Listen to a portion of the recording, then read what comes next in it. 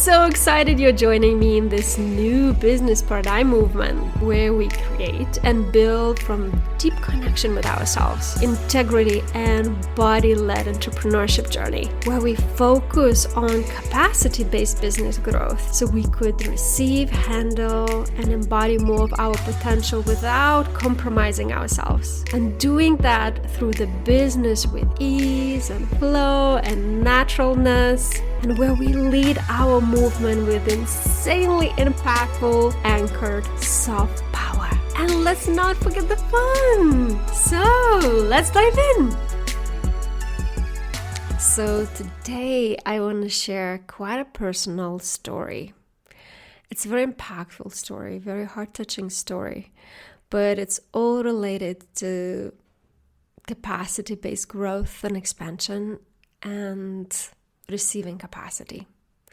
I think it's very, very beautiful example how deep capacity work goes and how important it is in all areas of your life, because this example is from my personal life story. So let me dive into it, and I'm telling you, it took all of me and I'm still processing it, but I felt inspired to share. And in order to understand what happened, I need to give you a little bit of the context.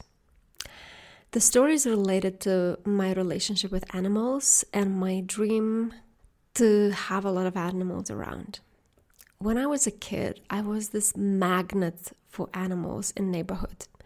So the owners who had animals, the neighbors, start to search for me if they couldn't find the animal, because the animal was usually with me. I was like this literally magnet. And we laughed about it, it was like, oh, so cute. But then on the way somewhere where my sensitivity got shocked of how we treat animals, how we treat nature, how we treat ourselves. And the moment I decided to shut down my extrasensory nature, I shut down this magical connection with animals. And my extrasensory nature also had capacity to understand animals deeper and hear sometimes what they say or what they need. I didn't know I have this ability, or more precisely like that it's something unique, because for me it came very natural at that age. And the trauma went so deep and so big that for the rest of 20 years, I didn't allow to have any animal in my presence. I wanted to have an animal, but I convinced myself I'm not ready. I want to travel a lot. I want to pursue my career. And the trauma went so deep that I developed allergy for the cats. But I would figure out later, when I started to reclaim my extrasensory part of me, extrasensory nature, when I started to reclaim that most delicate, sensitive, and pure part of me, the allergy was just the trauma response. And I don't have it anymore. So as the outcome, a few years ago, this animal kind of way started to come back to my life. And that dream, that desire that I had, and I repressed very badly, started to pop up again. But my mind was so blocking it that I was connecting to it, but from the place of one day, really not now. And that dream was to have a full house of animals, like this connecting with nature, so living in the beautiful nature and just having different animals around me, and we do stuff and we just being this like almost like goddess in the nature, and I'm just moving and animals moving with me.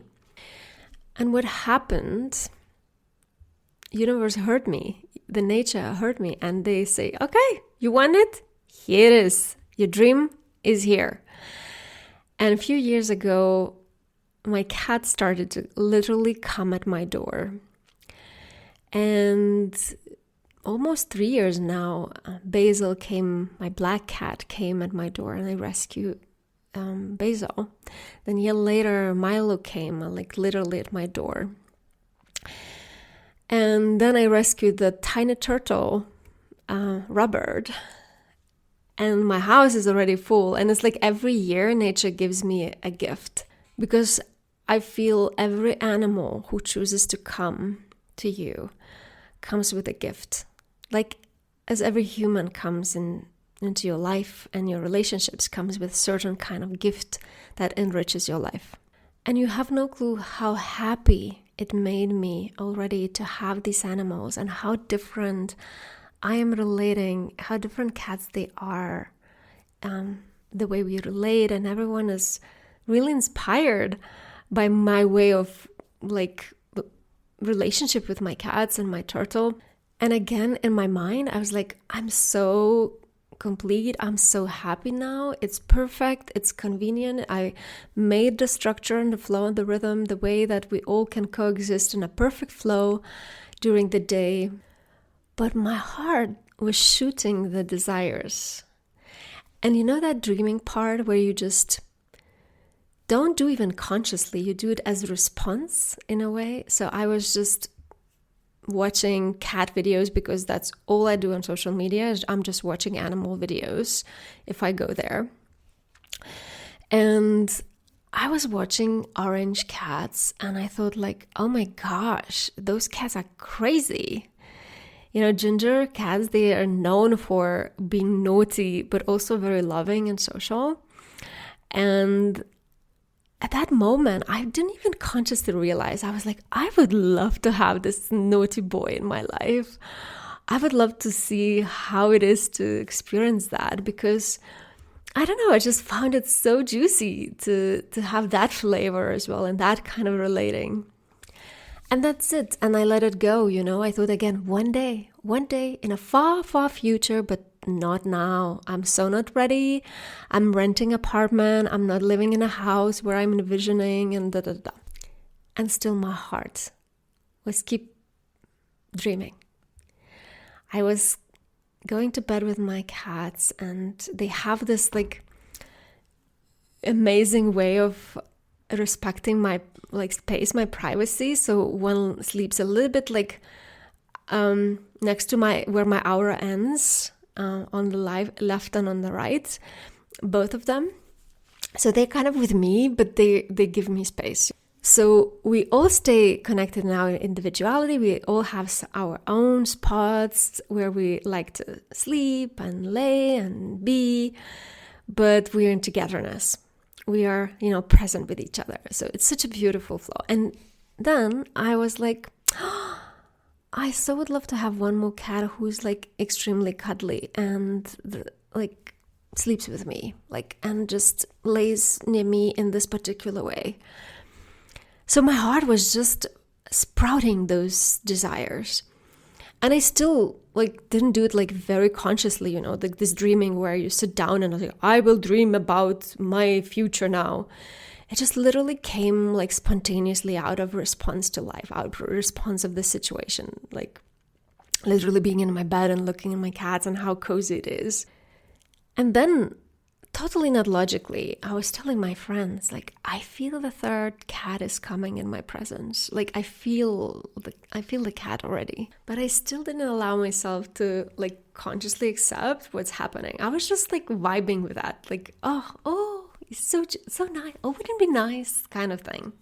And then in one of the videos, of the cat videos, I saw the concept of foster mom. And I've never heard that before. And foster mom is mommy who takes the animals for care temporary till they find the forever home. And I thought, oh, maybe that's what I'm feeling. Maybe that's the role I want to try out. And there's this animal shelter that I'm supporting very deeply, and the two girls that are running that shelter became really good friends of mine, so we're in constant contact. And I shared with them like, oh, I really want to be foster mom, but I'm really afraid like I will not be able to let go. Like I will attach so deeply, but maybe it's nice to practice just love without attachment, just love and focus on giving that being the best life in the form that it needs most. And we all agreed that that's my vulnerability, that I probably, will not be able to let go. But let's think about it. And if situation happens, that there is, especially the kittens who have this abandonment trauma or like separation connection trauma, I would be so happy to have them at home and hold them and help them to heal, because I'm working from home. And those kittens usually really need a lot of presence and attention. Like connection trauma, you heal connection trauma experiencing the opposite. So experiencing a lot of connection, stability in connection instead of separation. And we agreed on that, and we thought like, okay, let's see what happens, and maybe we can try it out. And I really love how smart and really conscious and really nature and animal loving those friends of mine are, this animal shelter. So I kind of also trusted their guidance there to help me in this new role. And then we let it go because there were no additional cats at that moment, and they already have a lot of cats, so sometimes they cannot give attention they need for each cat. So we just let it go, and I was focusing on my business and the season I was. And it was quite busy season, and I had a lot of plans, and I'm starting quite a few new projects. And also, I realized my magnesium is low, so my energy got a bit low. So I was like, okay, now full on my health and on my business. And I got in such a beautiful flow with my cat. So it was like, that beautiful, perfect balance of, okay, I am where I want to be, and it's juicy, it's good. But also I know my priorities, I know where to focus, I know what I need to do, and I was in such a good place. And then out of the blue, my friend posts that there are 2 kittens who have quite a traumatic story. And I was considering, should I share this in a podcast episode? But I don't want to sugarcoat. This is life, and this is how reality is in some countries, and I want to bring awareness and not to tiptoe or sugarcoat better than it is. And those kittens were found in a box, hardly a few weeks old. Someone just put them in a box outside, and they were found completely frozen. They were frozen almost to death, and thermometer didn't register the temperature at all. Like, it was so low.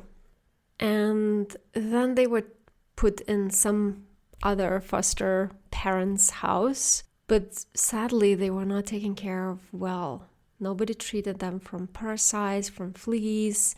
I don't know how much they were fed, because it's not normal that kitten doesn't gain any weight in 2 weeks' time. So when they reached my place, because my body immediately responded like, this is it, this is my foster mama experience. And it was full body yes. There was nothing logical about it. It was not convenient time to do that, but my heart was just, I cannot leave them on the street, because the shelter that I'm supporting and they were trying to find and support those kittens were full. And also it's dangerous to bring some additional animals who are sick. And the previous foster person said, I cannot take care of them anymore, and if you don't take them, I'll put them on the street. So the moment they reached me, they were about 7 weeks old, which is way too early to be without mommy and to be not treated well, because their body was so weak. And I will never forget this moment, the moment they get out of their bag and they saw me, especially one of them, went straight to me, climbed on me, and crashed to sleep. It's like their body exhaled. Imagine how the nervous system was exhausted, that the moment they felt a little bit of safety, safe environment, they literally crashed to sleep in seconds. I will never forget this moment. And we looked at each other with my friend, and we were like, it's probably the first time they felt safety. Because every week they were thrown into different places with different person. They never had stability, they never had proper care. And animals are so sensitive. They feel those things immediately. And then those both kittens crawled on me, and they were on me all week. I couldn't work all week, and I could feel how just being in my presence and near my body, how their nervous system is co-regulating and how they need this to heal. I could sense how the body is healing.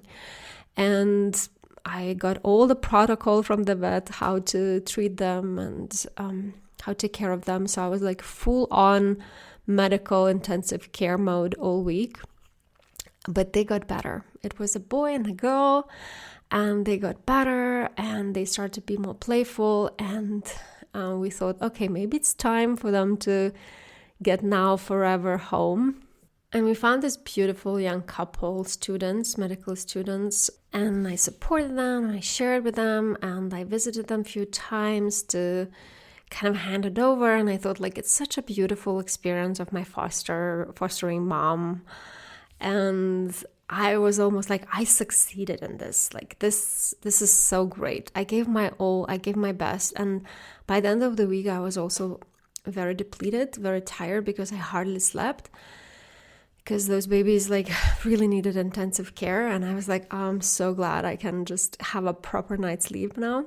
And I did consider to keep them with me.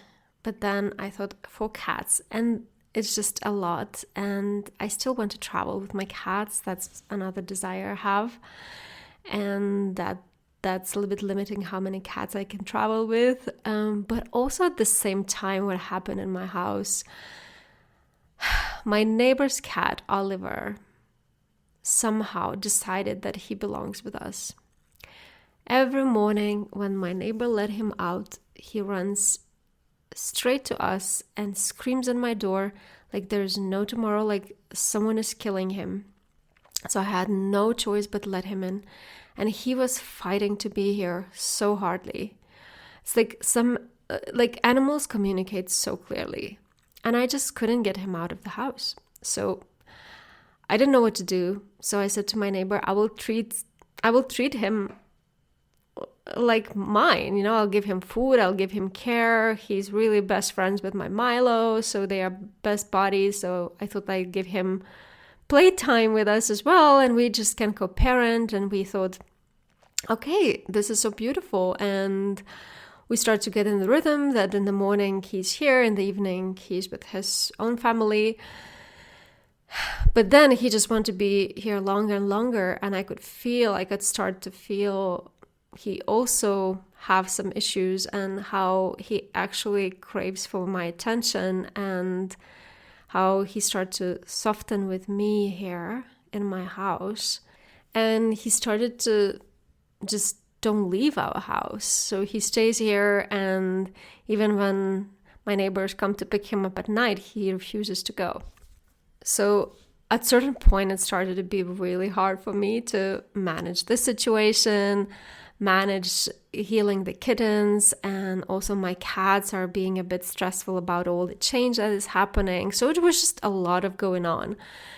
And I thought, like, okay, it's just a little bit overwhelming for me, and I decided it would be the best to give those kittens to loving parents. And I got a lot of requests for adoption, which was surprising here.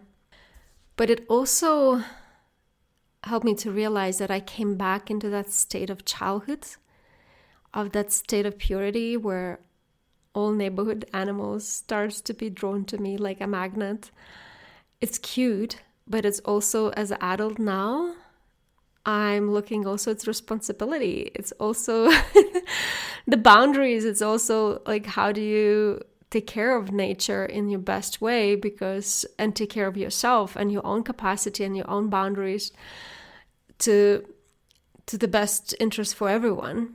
So giving all that context, I decided just to give these babies home to their parents would be maybe best decision for them.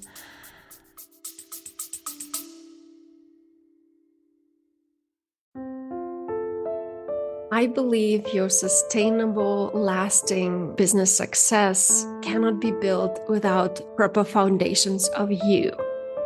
Especially if you have heart-based business, it can be just as strong, aligned, and thriving as you are. As your capacity to hold and embody yourself, your creativity, your vision, and your potential. And also your ability to be daring, to embrace and lead from your truth, your guidance, your rebellious soul, and your extrasensory heart, to become and be the person you want to work with. I created the space, the Temple Path. It's probably one of the most non-conventional business-focused spaces based on personal growth, increased capacity, and nervous system care. Is for sensitive and ambitious, soulful entrepreneurs to access, embody, hold, and express more of you, genuine you in the world and your work. So you can be very sensitive, very rebellious, and so thriving in your own authentic way.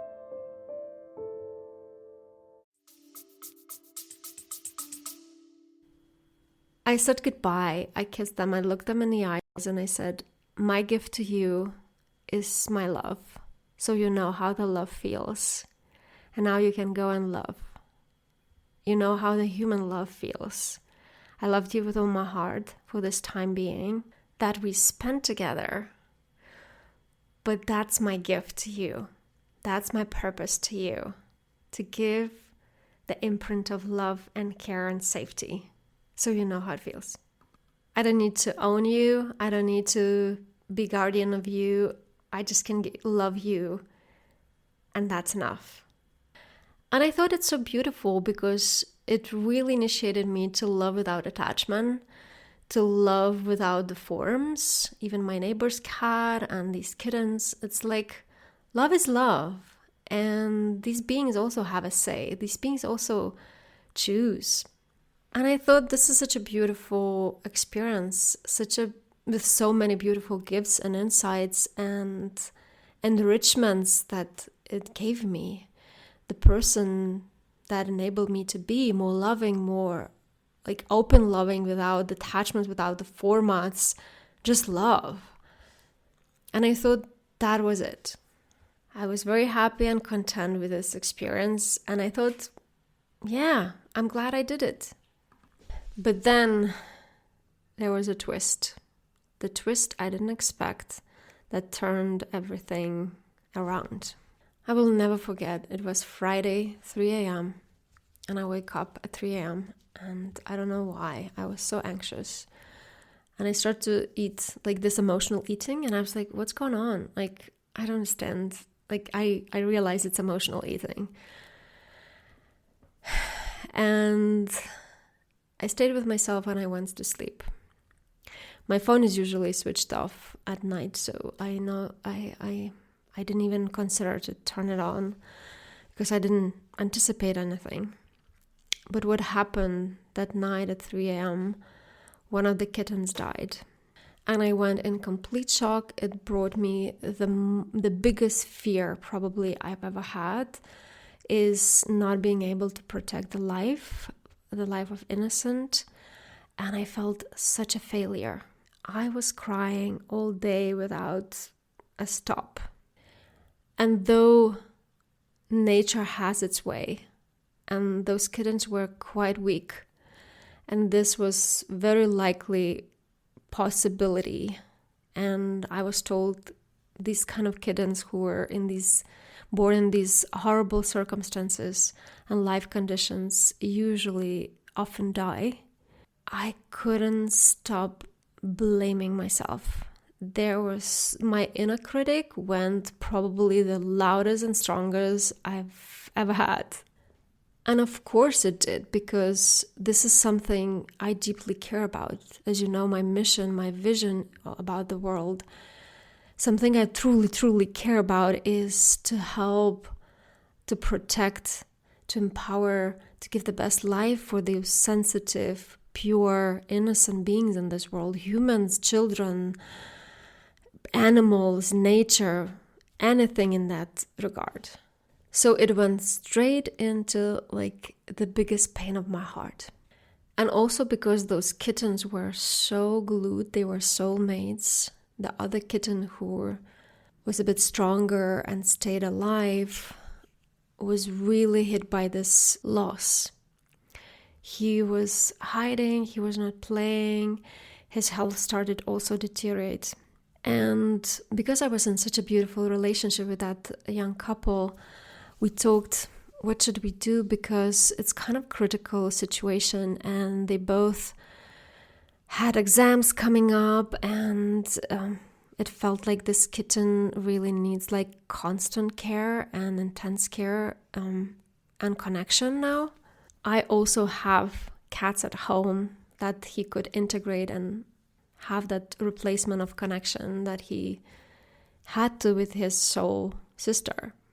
And it was also very mature, very beautiful and loving process to experience how we all talked and we all put aside our egos and what we want, and we just really looked into what would be the best for this beautiful tiny being. What would be the best conditions? What would be the best life? And we all decided that probably it would be best that this kitten stays with me. And we met at the vet, and the kitten was really starting like in a bad condition. Like the wound started to open up, and his nose was kind of running, and he was sneezing. So the vet subscribes antibiotics and all the list of all kind of things, and I take him home. And I sit down, I'm still processing all the situation, I'm still kind of a bit overwhelmed and like what's going on. But my body was like, my instincts were so clear. It was heartbreaking for me to see the eyes of this kitten and like literally the heartache and the pain in those eyes. I was like, I just couldn't take it. So I got a bit numb and overwhelmed about all this, but I still took him home, and I thought I'll give myself space just to breathe and to process. But the moment this kitten got out of the bag, he recognized the space where for the first time they got to experience love. They got to experience safety. And it felt like when you tap in those childhood places where you felt safe, you felt free, you felt joy. And when you kind of tap into that time and space and that environment, you kind of access that feeling. And I think that's what happened with Pumpkin. His name is Pumpkin, the orange cat, the orange kitten. And I guess you feel where I'm going with this. But he started to jump like a rabbit because he's so tiny, and he just went to all the places so happy. Like, oh my gosh, it's like I came home. And at that time, I didn't know what I was going to do. I just took one step at a time because that's the best way to deal with overwhelm. And he just glued to me. And he was clinging to me like for 5 hours. He glued to me and didn't let go. I had to go downstairs to take a package, and he didn't let me to put him down from my body. So I had to go with him. And after 8 hours, he started to play a little bit. And in 24 hours, I'm telling you, like the miracle almost. In 24 hours, his nose stopped running and his health started to increasingly improve. So we even didn't need antibiotics anymore. And this kitten was looking at me in the sweetest way, and with so much consciousness and awareness, like, you are my person. You are my most precious thing in the world. And I want to cry now, but it was just, you should see the look. And he was sleeping on me all the time with a head up, looking at me. So when he wakes up, he can see me. Like, I'm still there. I didn't leave him. And I could feel how much, like, stability of connection he needs. So all the week, again, another week, I I just gave him all the love he needed. I gave him all connection, all the cuddles he needed and wanted, until I thought like he will tell me himself when he is okay to be more independent. I'll give him all I have. And then I just really didn't know what to do, because part of my heart knew that this baby is not going anywhere. But other part of me was so overwhelmed, so confused, so overstretched. I didn't have capacity for this at the moment. And also I kind of engineered all those scenarios how it will be to have him with us. Like, oh, my cats will not accept him. My cats are very, like, we are such a unit in our family. And it's Ginger cat, so it will go crazy. And I don't know if I have Ginger approved apartment. I have balconies, it's like, ooh, I don't know what my apartment owner would tell, and all these stories, all these logical mind stories, and all kind of fears. But also looking back, what I know now, it was my capacity to receive this gift, to receive my dream, and to really receive the purity that this baby is coming with. I was looking at him. He's just literally sleeping next to me now. While I'm recording this. And he literally smells like purity. Like, if purity would have a smell, this would be the smell. And then I started to think, like, this is actually my ultimate dream. I really feel so fulfilled and so complete with this baby being with us. It felt like it always belonged here. And I don't know, my heart just expanded. I always wanted, as I shared before, to have this like animal sanctuary around me. That was always my deep heart desire. But then when it comes to really implementation of it, when it's really knocking on your door so loudly, we still kind of sabotage ourselves. We still feel like, oh, I'm not ready. Like, yes, I want, but one day, not now. Like far in the future. I'm just so comfortable to live into this lack of this desire. And if I'm really honest with myself, I knew this baby would stay with us from the first moment I saw him on the picture. Not even when I took him. I felt it, instant connection, like with all my cats.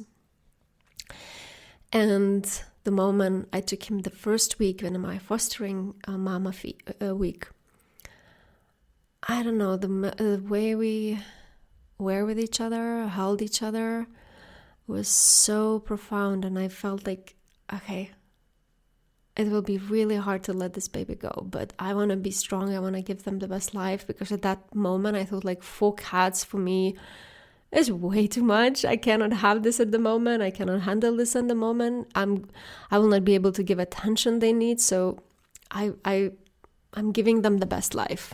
So again, the dream was in my face, my like ultimate desire, the sweetest orange cat with so many gifts that I dreamed about just showed up at my door, literally in my lap, even came back to me when I gave it away. It's like, you know that saying, something that's meant for you will not leave you. And it still took me another week. And maybe I'm still processing this, because this baby came with so many gifts that initiating me, but also allowing to fully claim this desire, allow myself this desire, like right now, not in 5 years, not when I have perfect house with the perfect conditions, was and is a huge process. And Pumpkin turned out to be the sweetest boy ever, the most loving, the sweetest, and my big boys accept him so lovingly. They treat him so gently, like they know he's a baby. They know he needs love. They know he's scared. And it's the most beautiful thing to witness how my big boys are, and they are really big boys, like really big cats, helping me to co-parent, and actually everything went smoother than I could have imagined. And Pumpkin now is really getting stronger by the day. and he's so happy, and I feel so happy and so fulfilled and so complete. And he helped me to step into my mission and my vision from even deeper place of my heart, from even more committed place of my heart. And while holding him in my hands, I recorded this video, an audio. You can check on my website or YouTube channel. There is this now, my vision of the world about soft power. But what is biggest takeaway? There are many, which I will not share in this recording, but what is my biggest takeaway from this story is the difference between the desire and your capacity to hold that desire. And that's why I'm so obsessed about capacity-based growth, because often we can have this beautiful desire in our kind of ethereal realm, in my energetic ideas realm. But when it really comes to receiving it in a practical material world, it really comes to our capacity to receive, to hold, and to manage it. And you may have a very clear desire, and you may even tap into that desire very clearly. You can feel it, sense it. It's like almost I can reach it behind the void, that reality, that timeline. But it's maybe not there, because the different thing is, do you have capacity? Does your body have capacity? Does your heart has the capacity? Is your identity, or like person who you are in your life right now, has the capacity to receive that desire? And that's such a different story. And that's why I always say you can have your desires like literally happen tomorrow. Like your biggest dreams can happen tomorrow. But can you hold them? Can you really receive without like your nervous system going complete shutdown and numb, or sabotaging them because it feels like hot potato and you just can't hold it? It feels too much, too soon, too fast. Look, like I just did. It was so obvious. It was so in my face. It was literally dropping on my lap.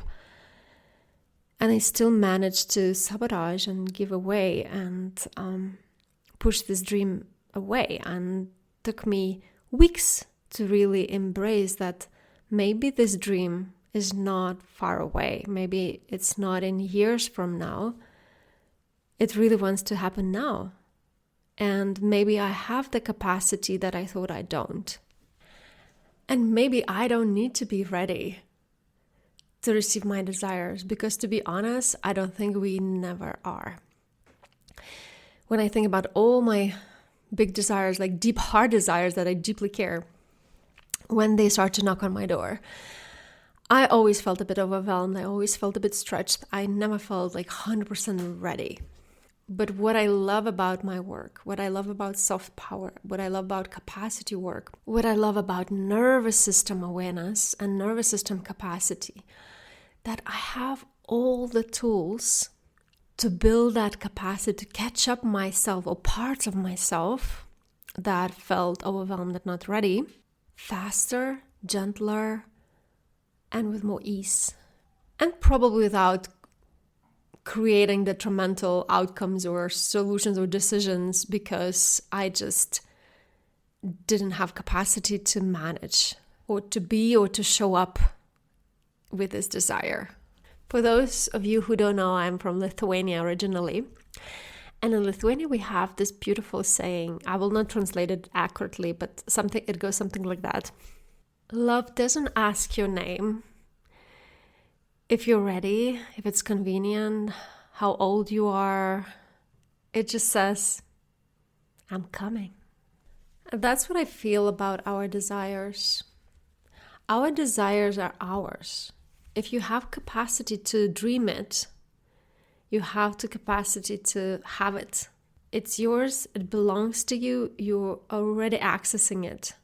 And the true work, what I found, is to prepare your capacity to really receive, handle, and manage the embodiment of that desire. So in capacity-based growth and expansion, you have to ask yourself, not like, why are you not there? Or I didn't achieve it. I'm failure. It will never happen. That's your dysregulated nervous system talking. That's your broken trust talking. In capacity-based growth, you have to ask yourself, who do I need to become? How do I increase my capacity to welcome this desire in my life? Because it's coming. I'm sure it's coming. I know it's coming. How to prepare my capacity to receive it with ease, with ability to hold it, ability to enjoy it, ability to stay with an open heart. How can I increase my capacity so my nervous system doesn't crash, doesn't shut down, or doesn't sabotage this because it feels threatened, it feels overwhelmed? Who do I need to become? How do I have to prepare my life for it? My structures, my skills, whatever your desire is, it all needs certain kind of soil to land to be thriving. So what kind of soil do I need to prepare? Maybe I need to clarify the dream more. Maybe I need to do more research. What desire exactly in the most perfect version I want? Do I need to allow to dream myself more, or do I need to practically prepare? The dream is very clear and I need just practically prepare for the embodiment of it. Where do I feel unworthy? Where do I feel not ready? What do I need to get ready? That's all the work. That's all you need to do to receive your desires with capacity to hold them. And maybe you know that you will probably at a certain point never prepare to extent you want to. Sometimes you just need to do it, to go for it, to say yes and stretch your capacity. But then you can ask yourself, what do I need? What support structure I need when I tap into that desire, when I go for it practically? I will be overwhelmed, I will be stretched, I will be initiated. So what can I do for myself?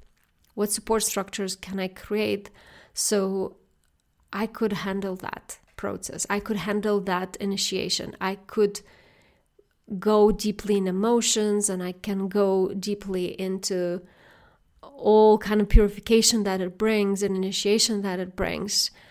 I'm held. That's also preparing your capacity. And actually, that's all you need to do. That's the main work, the capacity work. Because also your capacity work may influence how fast those desires will knock on your door. And the last thing I want to say, just as by the way thing, as a disclaimer, any work you do with me, any donation you contribute, part of it always goes to support animals. That's something that I deeply, deeply care about and give all my heart. So part of your financial contribution is not only contributing to your own personal growth, but it goes in very particular specific ways to protect and to rescue and to give animals the best treat and care and nourishment and development and life they deserve. So even if you feel to support this podcast or this episode, or just to send financial contribution on my website, in the footer there is a link. This would go to support animals, and especially the money that I would receive from these episodes about animals, I will donate 100% to the animal care. And now give yourself a moment and feel your body. Close your eyes and let this information, this episode, go through your body, anchor in your body. Let it feel how it touches you and what sensations it brings up.